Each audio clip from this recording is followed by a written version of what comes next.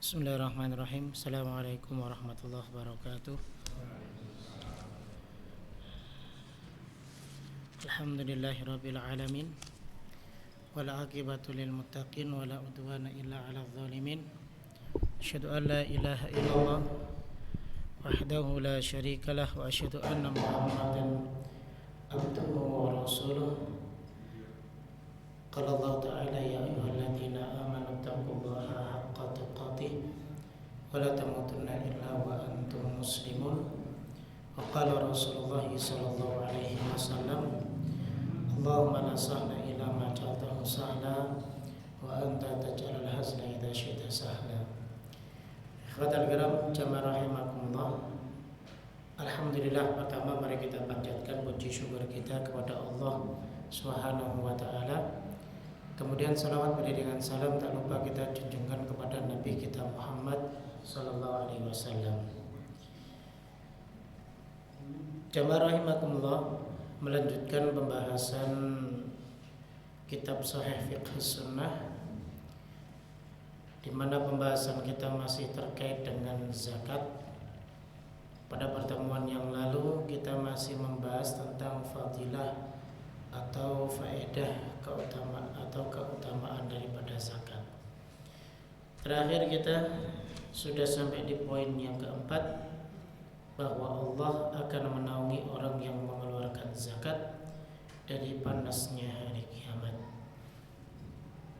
Dan ini ditujukan dalam hadis yang diriwayatkan oleh Imam Bukhari dan Muslim. Sab'atun yudhilluhumullahu fi dhillihi yawma la dhilla illa dhilluh.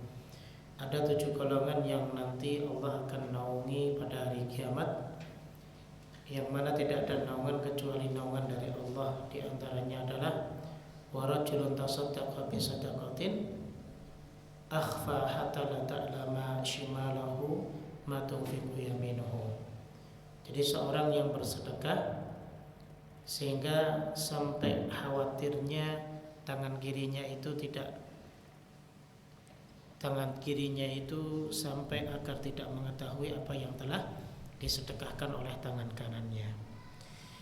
Baik, sekarang kita masuk poin yang kelima, masih tentang keutamaan zakat, yaitu bahwa zakat membersihkan harta dan mengembangkannya, serta membuka pintu-pintu rizki bagi pelakunya, sehingga tidak perlu kita merasa takut ketika harta yang kita keluarkan dapat mengurangi apa yang kita miliki, karena justru semakin kita keluarkan maka semakin berkembanglah harta yang ada, ya. Dan itu termasuk bagian daripada pembuka pintu rizki, ya. Sehingga amat benarlah apa yang dikatakan oleh Rasulullah SAW, bahwa manaqasat, tidaklah akan berkurang shadaqatun min malin, sedekah dari harta yang kita keluarkan karena Allah Subhanahu wa taala. Jadi enggak ada orang yang mengeluarkan zakat itu menjadi miskin. Semakin dia keluarkan zakatnya, baik itu zakat yang sifatnya wajib maupun yang sifatnya sunnah, maka itu akan mengembangkan hartanya. Kalau tidak dikembangkan di dunia, maka pasti akan dikembangkan di akhirat. Seperti itu. Kemudian yang keenam, zakat ini merupakan sebab turunnya berbagai kebaikan, dan menolak membayar zakat adalah sebab terhalangnya berbagai kebaikan. Ini disebutkan dalam sebuah hadis yang diriwayatkan oleh Imam Ibnu Majah. Rasulullah sallallahu alaihi wasallam bersabda, "Wa ma mana'a qaumun zakata amwalihim illa muni'ul qatra minas sama' walau lal bahaim lam yumtaru." Tidaklah suatu kaum menahan zakat harta mereka melainkan mereka dihalangi mendapatkan hujan dari langit. Seandainya bukan karena hewan ternak, niscaya mereka tidak akan mendapatkan hujan tersebut. Sehingga zakat itu adalah salah satu bentuk kita menolak bala, ya, menolak musibah, ya. Jadi ketika ada musibah yang mungkin menimpa pada diri kita, maka keluarkan harta kita sebanyak mungkin. Bukan justru malah kita pelit. Karena ternyata salah satu bentuk ikhtiar kita kepada Allah Subhanahu wa taala dari musibah, bencana, ya, ataupun bala atau penyakit yang masih menimpa pada diri kita, maka itu bisa diatasi salah satunya tidak hanya berikhtiar dengan pengobatan, tapi dengan cara mungkin membersihkan kotoran-kotoran yang ada di harta kita. Bisa jadi di harta kita ada kotoran yang belum kita keluarkan, ya kan? Sehingga justru malah kita konsumsi sendiri, maka itu akan menjadi penyakit. Maka harusnya kita keluarkan, gitu, ya. Sehingga harusnya ketika terjadi musibah seperti baru kemarin ini ada gempa bumi seperti itu penduduknya itu harusnya lebih untuk saling membantu satu dengan yang lainnya. Jadi justru malah lebih semangat untuk mengeluarkan sedekah. Karena di zaman Umar ketika beliau memimpin menjadi khalifah pernah terjadi goncangan yang maha dahsyat. Maka Umar radhiyallahu taala anhu beliau mengatakan kepada rakyatnya pada saat itu, dosa apa ya sehingga bumi ini digoncangkan oleh Allah Subhanahu wa taala. Maka Umar memerintahkan untuk tasaddaqu, berbanyaklah kalian bersedekah, ya, agar supaya terhalang dari bala, dari musibah, ya. Maka ini kesempatan dan peluang emas bagi kita yang di mana ada tempat yang dekat dengan kita tentunya, ya, wilayah Cianjur itu dekat dengan kita. Itu mereka sedang ditimpa musibah, yaitu goncangan gempa bumi, ya. Maka ladang pahala bagi kita untuk menolong mereka dengan memberikan donasi seberapapun yang kita miliki. Ya, kita berharap agar di wilayah kita tidak terjadi kejadian yang sama sebagaimana yang dialami oleh saudara-saudara kita yang ada di Cianjur, begitu.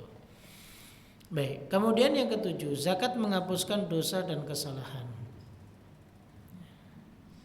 Dalam hadis Mu'adz bin Jabal radhiyallahu taala anhu, Rasulullah sallallahu alaihi wasallam bersabda bahwa sedekah itu dapat memadamkan kesalahan sebagaimana tudfi'ul ma'un nar, yaitu sebagaimana air itu yang dapat memadamkan api. Ini hadis diriwayatkan oleh Imam Tirmidzi, ya. Jadi semakin banyak kita mengeluarkan zakat atau sedekah secara umum lah, sedekah-sedekah yang sunnah, itu dia ternyata dapat menghapus dosa-dosa kita. Kan kita nggak tahu seberapa banyak dosa kita. Mungkin bisa jadi sebanyak buih di lautan, tidak terhingga, ya. Maka dengan kita mengeluarkan zakat ataupun mengeluarkan sedekah lah, sehingga dari situ dapat menghapus dosa-dosa kita. Bahkan Nabi Shallallahu Alaihi Wasallam mengumpamakan sebagaimana air itu yang dapat memadamkan api. Ya, luar biasa, ya. Jadi begitu. Kemudian yang kedelapan, zakat itu adalah bukti kebenaran iman pelakunya. Orang yang jujur keimanannya, tentunya dia akan mengeluarkan zakat, karena zakat ini perintah dari Allah. Jadi kalau ada hamba yang mereka mau mendengarkan dan menjalankan serta mentaati perintah Allah, di antaranya adalah mengeluarkan zakat, maka ini bukti kebenaran keimanannya.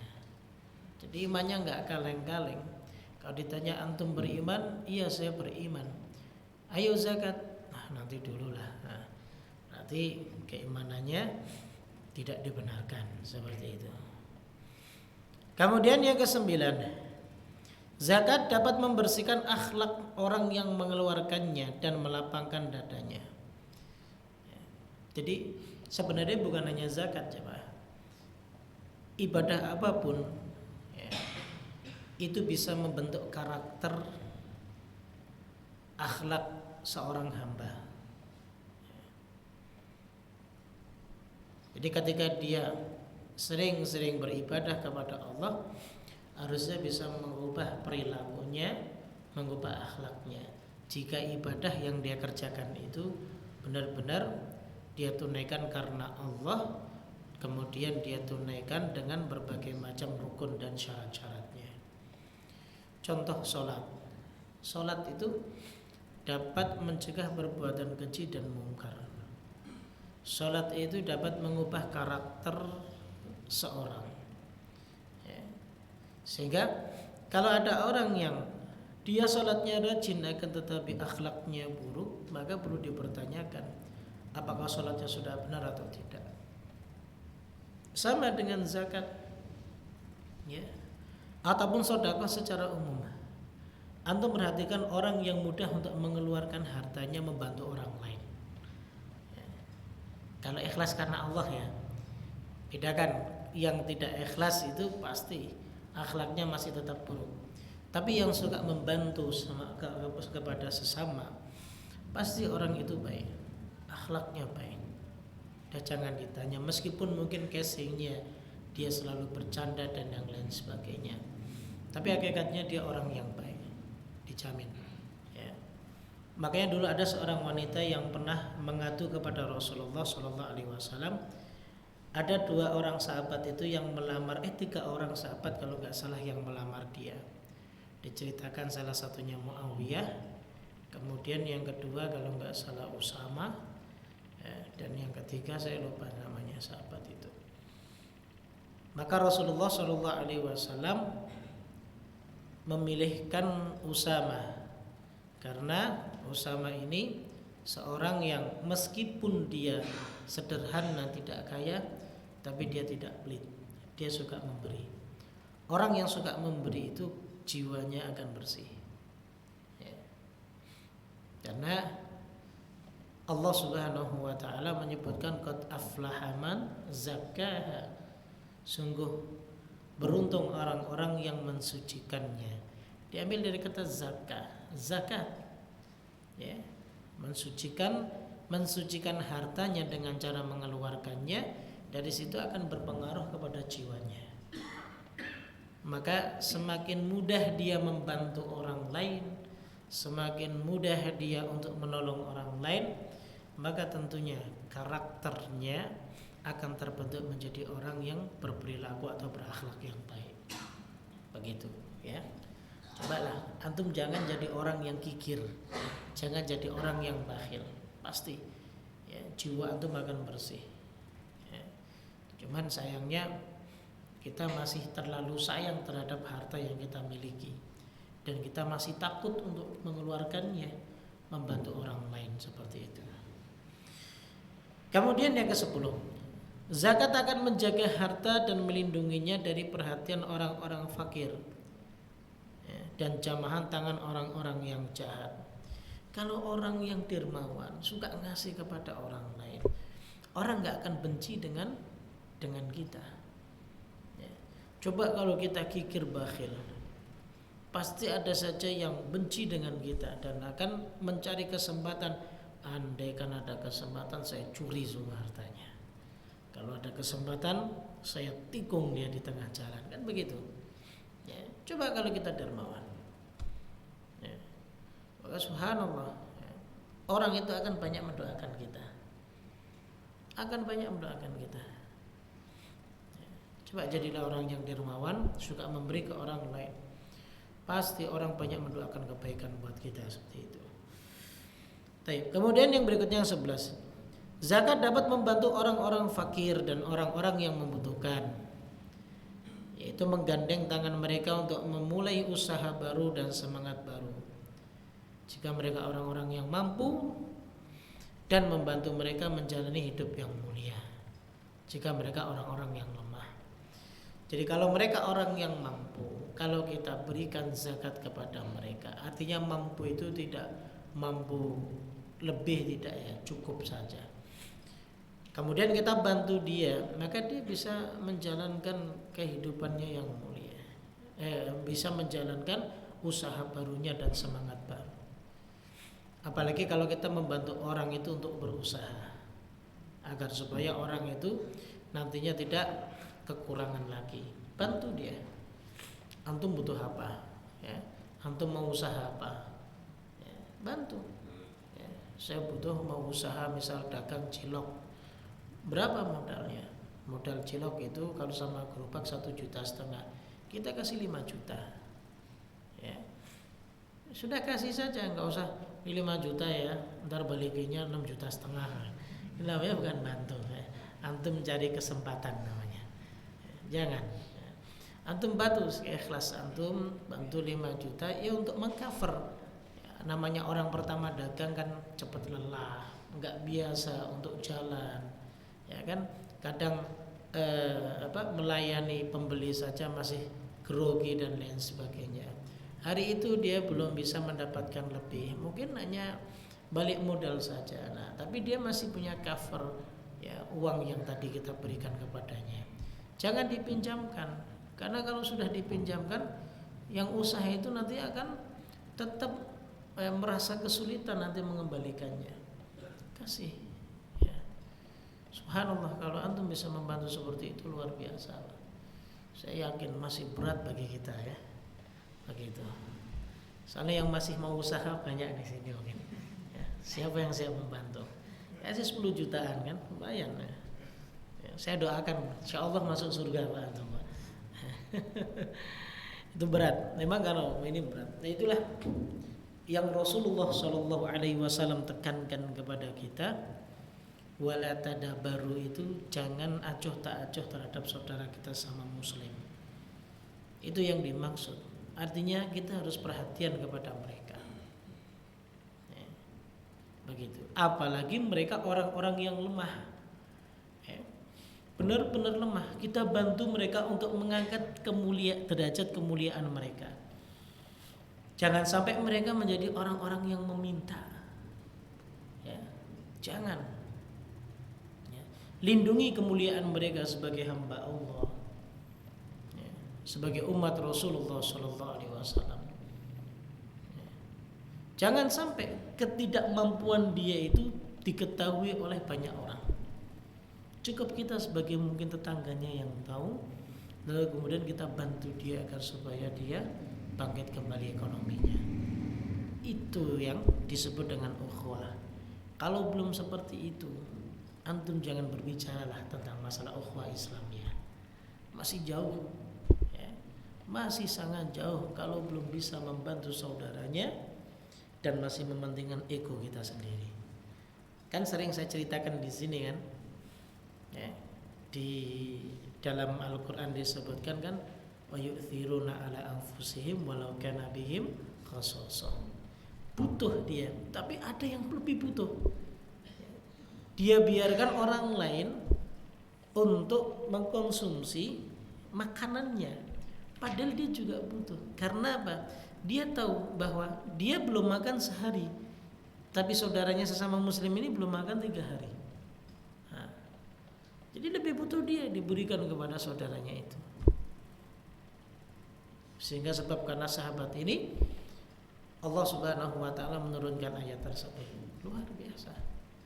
Nah, ini yang disebut dengan ukhuwah. Tidak ego, aduh ntar saya makan apa besok, kan begitu. Saya besok padahal udah banda-bandan pengen makan padang rendang nih. Tiba-tiba orang datang ke saya malam-malam untuk minta ya makan, aduh bingung. Apakah saya harus makan nasi kerupuk lagi ya dia, gitu kan. Padahal ini belum makan nih orang yang menjadi tamu kita 2 hari. Ya, kasihkan kepada mereka. Itu yang paling penting. Baik. Kemudian yang ke-12, zakat adalah partisipasi seorang muslim dalam menunaikan kewajiban sosialnya guna menopang negara Islam dengan memberikannya ketika dibutuhkan, mempersiapkan pasukan, menolak serangan musuh dan membantu kaum fakir hingga berkecukupan. Ini sekali lagi tadi sudah kita singgung ya, ini bentuk partisipasi kita.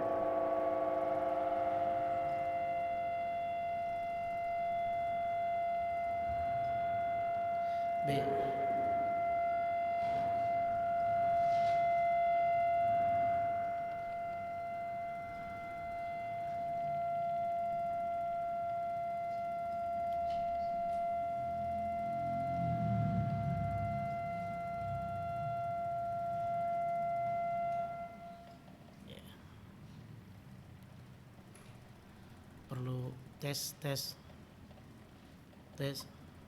Ya, perlu diruqyah nih speakernya. Baik, ya kita lanjutkan ya. Biasa seremonial ya.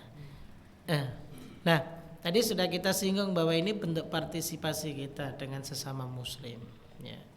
Ya adalah yang kita keluarkan, masa ya nggak ada sedikit pun yang kita keluarkan untuk membantu keberlangsungan syariat Islam misalnya, ya, untuk membantu kaum fakir yang misalnya ada bakti sosial dan yang lain sebagainya, itu sebagai bentuk partisipasi lah. Ya, intinya seperti itu. Dan yang terakhir yang ke-13 bahwa mengeluarkan zakat itu bentuk ungkapan syukur akan nikmat harta. Ya, karena tuntutan syukur itu tidak hanya dengan ucapan, tapi bagaimana kita bisa menggunakan apa yang Allah berikan dan Allah amanahkan kepada kita. Bentuk syukur kita dengan harta ya kita keluarkan untuk sedekah dan untuk zakat. Bentuk syukur kita kepada anggota tubuh kita ya berarti kita gunakan untuk beribadah kepada Allah Ta'ala.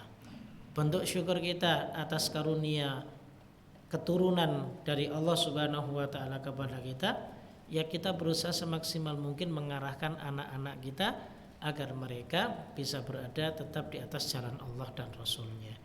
Bentuk syukur kita kepada istri kita, ya bagaimana kita bisa mendidik dia agar supaya dia bisa menjadi partner kita untuk meraih surga Allah. Itu semuanya bentuk syukur. Ya. Nah, kalau kita menyimpang dan menyelisih atas kenikmatan yang Allah berikan kepada kita, maka kita bisa dianggap sebagai hamba yang kufur nikmat. Nah, itulah 13 poin terkait dengan keutamaan dan fadilah zakat. Baik. Jamaah sekalian rahimakumullah. Kemudian yang berikutnya tentang hukum menolak zakat dan hukuman bagi pelakunya. Ini yang dimaksud zakat ini adalah zakat yang wajib. Zakat yang wajib itu kan ada dua kan? Zakatul mal dan zakatul fitri. Zakat harta dan zakat fitrah. Begitu. Nah, yang sering diperbincangkan adalah zakat mal. Karena terkadang orang berat mengeluarkan zakat mal. Kalau zakat fitrah mah orang kaya, miskin, ya, budak, anak-anak semuanya sama. Berapa satu sok? Ya, kalau di kilo ya sekitar 2,7 kilo lah, 2,5 sampai 2,7 sampai 3 kilo. Kalau di liter ya sekitar 3,5 liter lah. Ya, semua akan mampu. Tapi kalau berbicara tentang zakat mal, nah, nanti orang-orang kaya ini merasa terancam. Setiap tahunnya dia merasa terancam, waduh, beban bagi dia untuk mengeluarkan zakat. Berapa banyak orang-orang kaya dari kaum muslimin yang uangnya mencapai triliunan, ya, harusnya dia keluarkan tuh zakatnya. Kalau dia punya simpanan uang 1 triliun dalam jangka waktu 1 tahun, ya, 1 triliun itu kan 1.000 miliar, ya. 2,5% dari 1 triliun, ayo 25 miliar keluarin tuh. Ya. Pernah dengar nggak ada yang mengeluarkan segitu? Ya. 25 miliar sudah cukup nih. Wilayah keagungan dan Krukut kaya-kaya semua dikasih zakat. Belum pernah dengar. Ya. Pajak aja dimanipulasi apalagi zakat. Wala'iyadzubillah. Maka harusnya pembahasan zakat ini yang duduk adalah orang-orang kaya. Ya, kalau yang duduk kita bingung juga. Prakteknya bagaimana? Gak bisa praktek ya. Gak bisa praktek. Harusnya orang-orang kaya pembahasan zakat itu biar mereka sadar, karena ancamannya luar biasa terkait dengan hukum menolak zakat. Baik. Pertama, para ulama sepakat barang siapa yang mengingkari kewajiban zakat maka ia kafir berdasarkan ijma'. Kenapa bisa kafir? Karena Al-Quran dan Sunnah mewajibkan zakat. kemudian dia ingkar, enggak, zakat enggak wajib, berarti dia menyelisih perintah Allah dan Rasulnya. Dia menentang perintah Allah dan Rasulnya. Sehingga orang yang menentang dan mengingkari kewajiban zakat, berarti dia telah menentang perintah Allah dan perintah Rasulnya. Dia kafir. Ya, kafir. Itu pertama. Ini sudah enggak ada perbedaan ulama. Ya, jelas kafir. Kemudian yang kedua, adapun yang mengakui kewajibannya tapi menolak untuk membayarnya. Nah, ini orang-orang yang suka memanipulasi zakat nih mereka. Jadi mereka tahu bahwa hukum zakat itu wajib. Ya. Namun mereka enggan untuk mengeluarkannya. Nah, bagaimana hukumnya? Pertama, diriwayatkan dari Imam Ahmad rahimahullahu taala. Beliau berkata bahwa orang yang tidak membayar zakat karena bakhil, tetap dia dihukumi kafir. Seperti orang yang meninggalkan sholat karena malas. Ayo, hati-hati ini. Ya mungkin kalau untuk masalah ini jangan berpegang sama mazhabnya Hambali lah. Ya, kita pegang mazhabnya Syafi'i gitu. Jadi kata Imam Ahmad gitu ya. Sebagian Hanabilah menguatkan riwayat ini. Dalil mereka apa? Ada dalilnya. Surat At-Taubah ayat yang ke-11. Apa yang Allah firmankan? Fa in tabu wa aqamus shalah wa atawuz zakata fa ikhwanukum fiddin. Jika mereka nih yang enggak mau menunaikan salat, menunaikan zakat, ya. Kemudian mereka bertobat dan mereka mau mengerjakan salat dan menunaikan zakat, maka fa ikhwanukum fiddin, mereka menjadi saudara-saudaramu seagama. Artinya sebelum mereka bertobat, mereka masih meninggalkan salat, mereka tidak mau membayar zakat, maka berarti mereka bukan saudara-saudara seagama kita. Artinya mereka kafir. Seperti itu. Ini pendapatnya Imam Ahmad. Kemudian pendapat yang kedua adalah pendapat jumhur ulama. Nah, mayoritas ulama tentunya ya. Orang yang menolak zakat karena bakhil, pelit, tanpa mengingkari kewajibannya, maka ia telah melakukan salah satu di antara dosa-dosa besar. Tapi ancamannya sangat keras ya. Ancamannya dari Allah Subhanahu wa taala ini sangat keras sekali ya, seperti itu ya. Dan ini adalah pendapat yang benar ya. Karena hal ini didukung oleh hadis dari Abu Hurairah radhiyallahu taala anhu, ketika Nabi SAW menyebutkan hukuman bagi orang yang menolak zakat emas dan perak. Setelah itu beliau bersabda, kemudian diperlihatkan jalannya, apakah ke surga atau ke neraka. Jadi kalau seandainya dia sudah dihukumi kafir, tentunya nggak ada dua jalan, langsung ke neraka. Cuma Nabi mengatakan diperlihatkan jalannya, apakah mereka ke surga atau mereka ke neraka. Artinya masih ada harapan untuk masuk surga, sehingga mereka tidak dinyatakan kafir.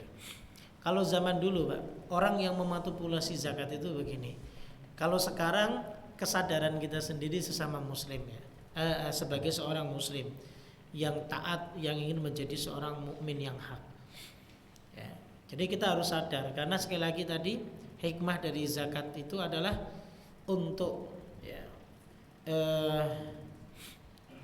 sebagai bentuk apa? Sebagai bentuk kejujuran keimanan kita ya. Iman kita jujur enggak sih? Padahal punya uang 1 miliar, dia ngomongnya cuma 70 juta misalnya. Di zaman dulu, di zaman Rasul SAW itu ada petugas pemungut zakat. Jadi dia mendatangi rumah-rumah orang-orang yang memang punya harta. Ya. Dihitung hartanya. Sekarang kamu punya harta berapa? Sekian, sekian, sekian. Tahun berapa? Tahun sekian, sekian. Jam sekian. Tanggal sekian, hari sekian. Nanti tahun depan itu akan didatangi lagi, diminta zakatnya. Begitu juga zakat hewan, binatang ternak. Kamu sekarang punya berapa kambing? Sekian sekian. Jadi nanti kalau kamu sudah punya 40 kambing, kamu harus zakatkan. Dari 40 kambing itu nanti kau zakatkan seekor kambing. Jadi begitu. Kamu punya berapa sapi? Dari 20 sapi nanti zakatkan satu sapi yang berumur misalnya musinnah 2 tahun. Kamu punya berapa unta? Ya, kalau sudah mencapai 5 unta kamu harus zakatkan ya, misalnya unta yang berumur 1 tahun dan lain sebagainya. Nah, cuman ketika para pemungut zakat ini yang ditugaskan oleh Nabi Shallallahu Alaihi Wasallam datang kepada orang tersebut, ternyata kambing sebagiannya itu dikasihkan ke orang. Ya. Misal dia punya 42 kambing, berarti kan sudah wajib mengeluarkan zakat kan. Nah, dia ambil 4 agar supaya cuma 38. Nah, dikasihkan ke tetangganya. Ya, saya kasihkan ke kamu ya. Tapi nanti saya kasih kamu imbalan aja berapa dirham. Jadi tak ambil lagi kalau udah kalau sudah petugas zakat itu datang dan dia balik. Makanya petugas zakatnya datang ada berapa? 38. Bukannya kemarin saya dengar sudah beranak sekian. Harusnya 42, nih 38. Yang 4 kemana? Tak kasih ke tetangga, begitu Pak.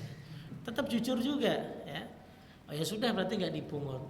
Nah, sepemiliknya itu datang lagi ke tetangganya, saya ambil lagi yang 4 ya. Dia dikasih berapa dinar, gitu saja. Nah, itu namanya memanipulasi harta zakat. Zaman dulu sudah ada, di zaman Nabi Shallallahu Alaihi Wasallam, ya. Apalagi sekarang semakin pintar kan? Iya. Ya. Bohongnya itu semakin nggak kelihatan. Kalau dulu bohongnya masih bohong-bohong kasaran, kalau sekarang udah bohongnya halus, ya, seperti itu. Ditransfer ke anaknya, transfer ke saudaranya kan, ntar dibalikin lagi. Yoto juga sekarang nggak ada petugas pemungut zakat. Nah itu, sehingga saya katakan tadi sebagaimana salah satu poin dari hikmah zakat itu adalah untuk ya kejujuran keimanan dia kepada Allah Subhanahu Wa Taala. Bukti kejujuran keimanan dia kepada Allah, begitu. Jadi sekali lagi bahwa pendapat yang paling sahih adalah pendapat mayoritas ulama. Bagi yang menolak zakat karena kikir bakhil tapi dia tidak menolak kewajibannya. Zakat itu wajib. Ya, maka dia dihukumi sebagai orang yang melakukan dosa di antara dosa-dosa besar, seperti itu. Wallahu taala alam bisawab. Baik. Kemudian yang berikutnya tentang syarat-syarat wajib zakat. Tidak wajib zakat pada harta kecuali dengan sejumlah syarat. Di antara ini kebijakan Allah dalam menetapkan kewajiban syariat-syariatnya tuh. Jadi jangan merasa terbebani kalau uangnya tidak mencapai nisab. Saya harus mengeluarkan zakat, enggak ada kewajiban. Ya. Jadi pembahasan kita ini adalah pembahasan zakat yang diwajibkan, bukan sedekah Pak ya. Jangan sampai mengatakan berarti saya nggak boleh mengeluarkan dong. Ya boleh mengeluarkan, tapi bentuknya bukan zakat tapi sedekah. Ya silahkan mau mengeluarkan kalau cuma punya uang, misal dia dapat gaji tambahan bulan ini yang tadinya 4 juta 100. Saya mau keluarkan zakat, bukan zakat. Ya. Duit 4.100.000 saja mau keluarin zakat gitu. Jadi bentuk kebijaksanaan Allah, keadilan Allah, enggak memberatkan hamba-hambanya. Ya, begitu. Ya, sehingga Allah hanya menentukan zakat itu dengan jumlah atau nominal atau kadar yang sudah ditetapkan di dalam syariat yang Allah telah syariatkan melalui lisannya Rasulullah Sallallahu Alaihi Wasallam. Begitu. Ya. Sebab seandainya di sana tidak ada syarat-syaratnya, tentunya segala sesuatu akan mengandung kemungkinan wajib atau tidak wajib. Kemudian di sana juga ada beberapa penghalang yang menghalangi wajibnya zakat, ya. Walaupun terpenuhi syarat-syaratnya. Nah, di sini syarat-syarat tersebut ada 2 macam. Syarat-syarat yang melekat pada orang yang hartanya wajib dizakati dan syarat-syarat pada harta itu sendiri. Ya. Jadi syaratnya itu ini bagi orang-orang yang hartanya wajib dizakati. Jadi mereka-mereka yang punya uang yang sudah mencapai nisab lah. Dan syarat yang kedua adalah syarat harta itu sendiri. Harta yang bagaimana sih yang wajib untuk dikeluarkan zakatnya. Baik, kita bahas yang pertama. Ya.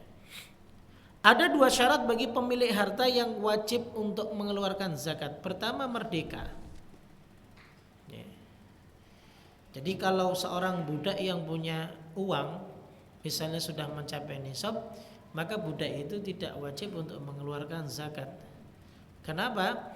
Karena harta budak itu harta tuannya. Jadi semua yang dimiliki oleh budak itu berarti milik tuannya, Pak. Ya tentunya sekarang sudah tidak ada budak ya, begitu. Dan syarat yang kedua adalah Islam. Pastilah ya. Kalau bukan muslim ya tidak dituntut untuk melakukan kewajiban tersebut, karena kewajiban ini dikhususkan bagi orang-orang muslim. Baik.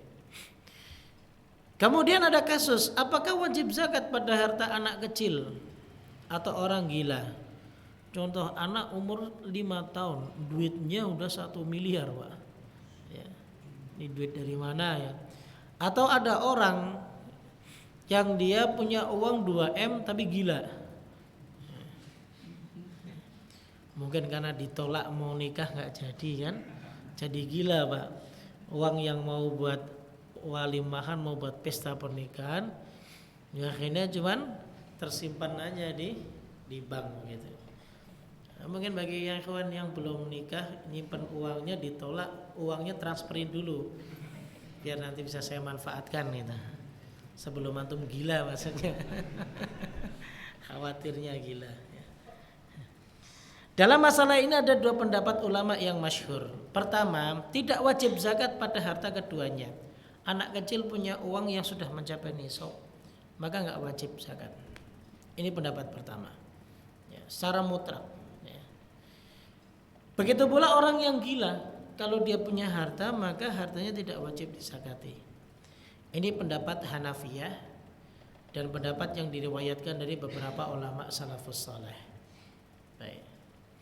Kenapa?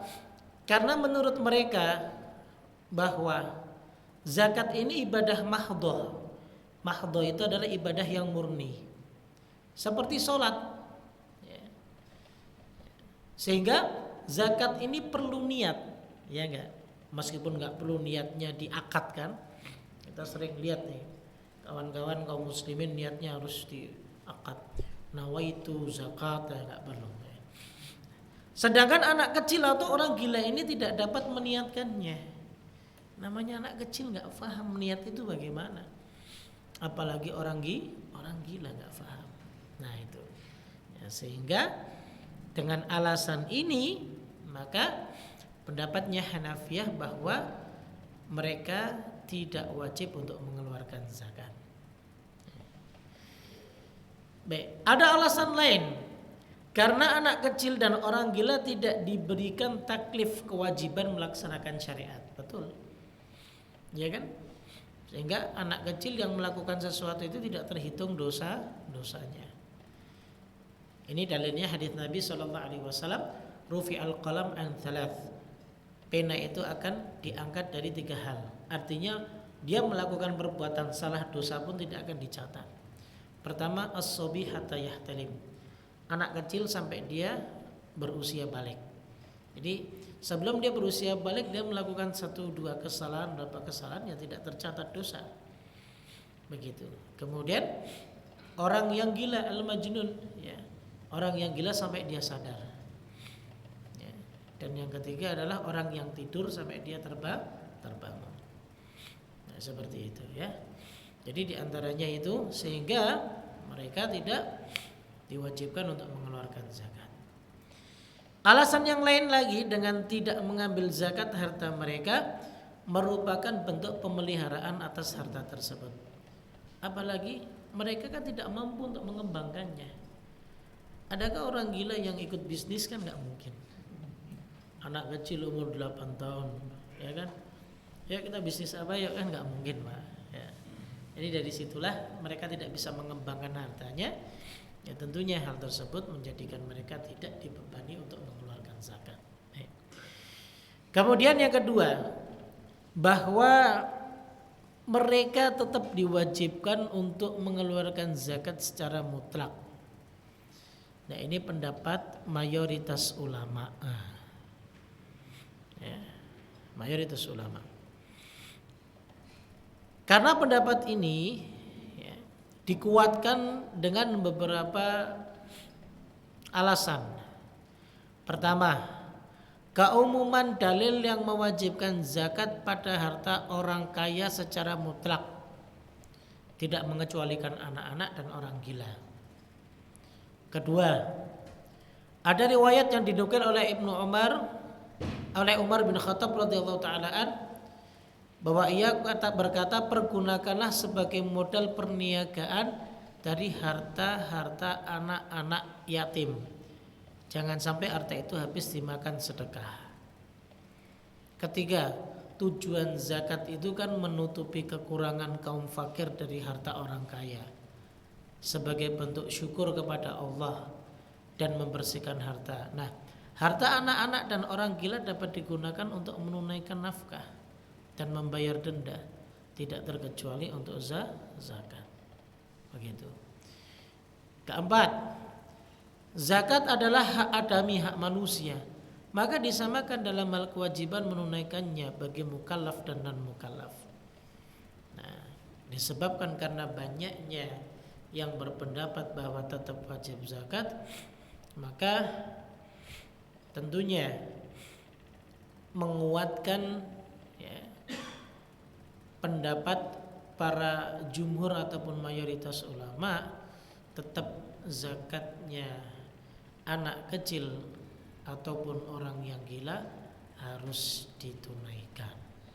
Dan siapa yang menunaikan? Yang menunaikan adalah mereka yang diberi wewenang untuk mengurus mereka. Wallahu taala alam bisawab. Seperti itu. Baik.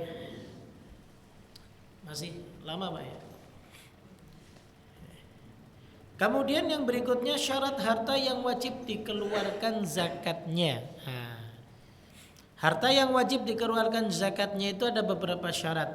Pertama, harta tersebut termasuk jenis harta yang wajib dikeluarkan zakatnya. Harta apa saja yang nanti akan kita sebutkan.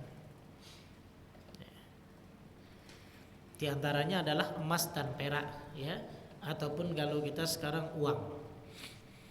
Yang kedua, telah mencapai nisab. Nanti kadarnya, nisab itu kadar minimal ya, harta yang wajib untuk dikeluarkan zakatnya itu berapa yang harus kita miliki. Ya. Itu yang kedua. Nanti akan kita bahas juga.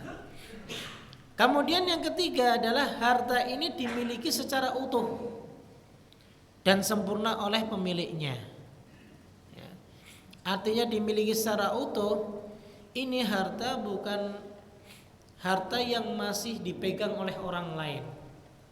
Tidak, tapi dimiliki secara utuh. Kenapa? Ada kemungkinan misal kita punya uang 100 juta. Kita anggaplah nisab harta yang wajib dikeluarkan itu kan 85 juta. Cuman uang kita dipinjam orang 50 juta. Belum dikembalikan. Nah, apakah uang yang masih dipegang oleh orang lain dan itu uang kita itu dikumpulkan dengan uang yang kita pegang, tapi kita belum megang uang yang separuh itu karena masih dipinjam oleh orang lain? Apakah kita tetap hitung lalu kemudian kita keluarkan? Nah, ini yang jadi permasalahan.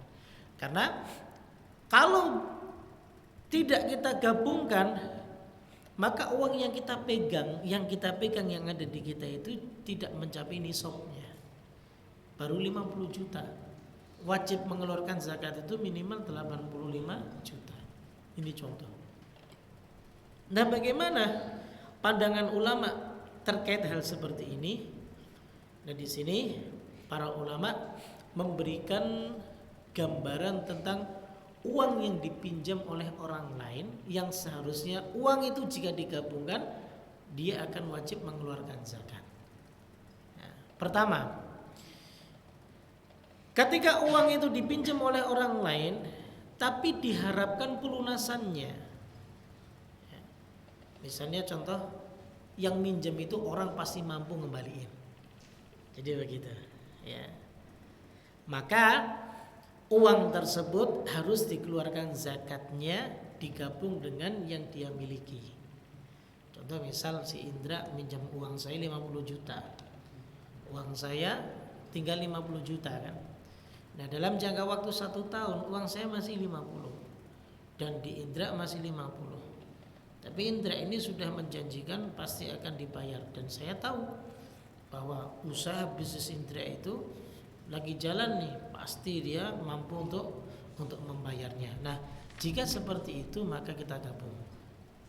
Ya, uang kita dengan uang yang masih dipinjam meskipun belum ke tangan kita. Lalu kemudian kita keluarkan zakatnya. Ini pendapat diriwayatkan oleh Abu Ubaid dan Al-Amwal, ya, seperti itu. Kemudian yang kedua, gambaran yang kedua bahwa ini pandangan ulama ya, yaitu ini mazhabnya Ali bin Abi Thalib dan Ibnu Abbas. Hutang yang tidak bisa diharapkan pelunasannya yaitu hutang yang terdapat pada orang yang kesulitan yang tidak bisa diharapkan kelapangannya. Contoh misal Mang Asep minjam uang saya 50 juta. Kerjanya ngojek, tanggungannya banyak.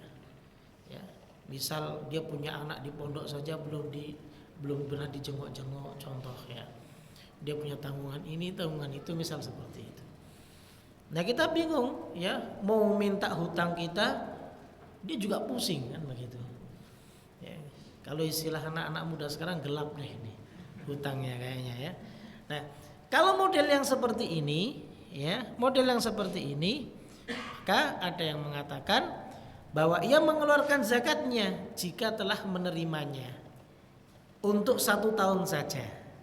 Misal dia janji nih tahun ini mau dibalikin, ternyata enggak. Sampai tahun 2030 baru dibalikin misal. Nah, berarti ketika sudah dibalikin, nah dikeluarkanlah zakatnya cuma untuk 1 tahun. Ya. Ada yang mengatakan tidak ada zakat atasnya untuk beberapa puluh tahun yang berlalu dan juga tidak untuk tahun itu juga, ya sudah. Karena harta itu belum pasti bisa dibalikkan. Nah, ketika balik ya sudah, ya enggak terhitung sebagai uang yang wajib untuk dikeluarkan zakatnya. Nah, jadi seperti itu ya. Itu dua keadaan terkait jika uang kita dipinjam oleh orang lain. Jadi seperti itu. Makanya kalau mau minjemin uang gede-gede lihat orangnya, ya, apakah mampu kembalikan atau tidak begitu. Sebenarnya ada plus minusnya juga, ya. Ada plus minusnya. Kalau yang minjem itu dia orangnya mampu untuk mengembalikan, ya kita mau nggak mau ngeluarin zakat, ya kan? Ya, bagi orang yang malas ngeluarin, ya itu merupakan kerugian, kan begitu. Aduh, nanti mau keluar nih uangnya. Nah, itu, ya. Nah, atau kalau yang minjem itu orang yang gelap misalnya, nggak jelas bisa ngembaliin atau enggak, ya untungnya di kita nggak jadi ngeluarin zakat. Tapi minusnya apa? Entah itu kapan uang bisa kembali ke kita. Begitu aja. Nah, mungkin itu yang bisa kami sampaikan. InsyaAllah kita akan bahas lagi pada pertemuan berikutnya di syarat yang keempat, ya, seperti itu. Baik, sebelum saya tutup ada yang ditanyakan, silahkan. Waalaikumsalam.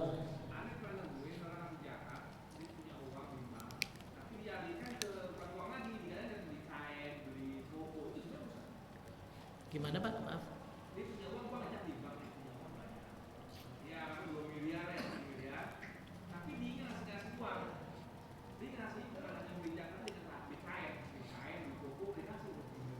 Ngasih buat zakat maksudnya. Oh, ya. Baik. Nanti itu akan masuk ke bab tentang bentuk harta yang dikeluarkan untuk zakat. Ya.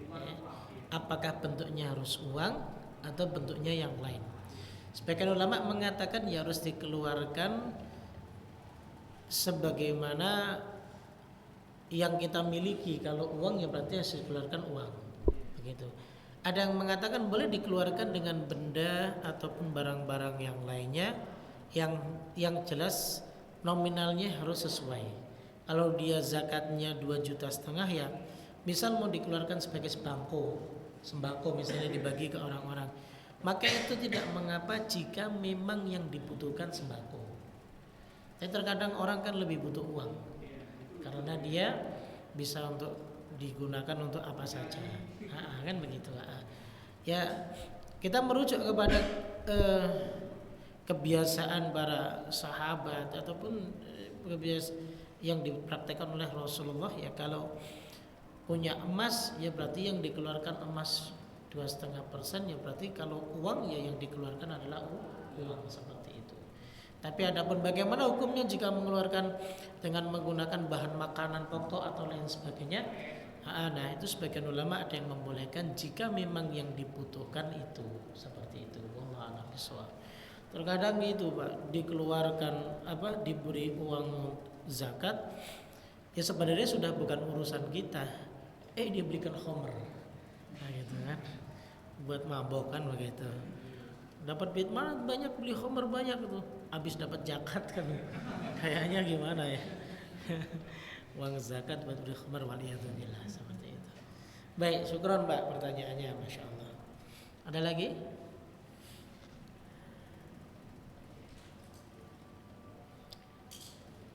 Tidak ada? Boleh, silahkan Mbak. Anda punya keluarga Pak. Uang fitrah kan? Tiba-tiba ada hari mana? Ini fitrahnya sebelum besok lebaran. Ikut jual tangga. Itu baik. Zakat fitrah itu nggak ada ketentuannya harus diberikan ke masjid. di rumah, ada di rumah. Iya. Makanya nggak bagus katanya. Nggak apa-apa. Kalau kita tahu bahwa tetangga kita membutuhkan, maka lebih baiknya kita berikan kepada tetangga kita yang dekat. Seperti itu. Tidak sampai hari rayanya di rumah. Kenapa? Hari raya itu di rumah, musim raya jangan di rumah hari raya. Ditahan di rumah. Tangga titik. Oh iya, harus diberikan kepada tetangga, harus diberikan kepada orang lain langsung. Jangan sampai secepatnya sebelum khotib naik mimbar. Zakat fitrah. Kalau sudah khotib naik mimbar baru dikeluarkan zakat fitrah, itu bukan zakat fitrah lagi, itu sedekah biasa. Berarti kita belum mengeluarkan zakat fitrah, berdosa dong, karena nggak mengeluarkan zakat fitrah. Begitu. Makanya bagi mungkin pengurus masjid itu jangan menimbun beras yang dititipkan kepada antum sekalian, karena hakikatnya antum itu sifatnya hanya panitia penyaluran, ya, panitia penyaluran. Jadi ketika dititipkan sebagai panitia penyaluran, maka harus dihabiskan sebelum khotib naik mimbar, sebelum hari raya. Ya, karena ada sebagian dari kaum muslimin yang mereka menjadi panitia zakat sampai ditimbun sampai banyak, akhirnya dijual untuk pembangunan masjid, begitu. Ya, nggak boleh, tidak dibolehkan. Ya, jadi amanah dari umat ya seharusnya segera. Kalau memang nggak bisa menunaikan amanah ya jangan buka panitia pengurusan zakat, jangan. Ya. Kemudian antum dapat nggak? Ya antum nggak dapat. Loh kita ambil zakat tuh, antum bukan ambil zakat. Ya, antum buka-buka sendiri kok begitu. Terkadang enggak, ini zakat mal, waduh lumayan nih duitnya zakat mal 100 juta. Kita yang ngurus nih dapat nih lumayan nih 20 juta. Antum ada saja enggak boleh. Allah taala alam. Nanti kita teruskan ya. Insyaallah pertemuan berikutnya. Subhanakallah bihamdik, asyhadu an la ilaha illa anta, astaghfiruka wa atubu ilaik. Assalamualaikum warahmatullahi wabarakatuh.